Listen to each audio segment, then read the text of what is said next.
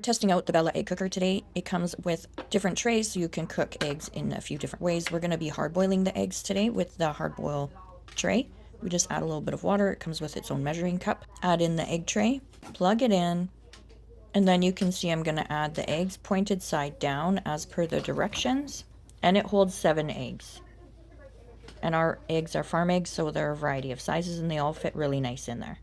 Put on the lid. It has a little steam hole in it to release any extra steam that is created, and turn it on.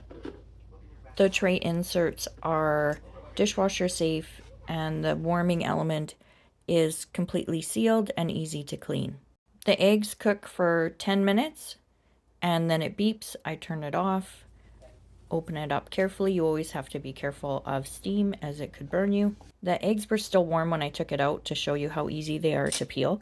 Even farm eggs are easy to peel when they are cooked this way. Some of the features with this egg cooker is that you can do omelets, you could do poached eggs, you can do even custards. And if you wanted to, you could also steam vegetables in your egg cooker and enjoy those as well.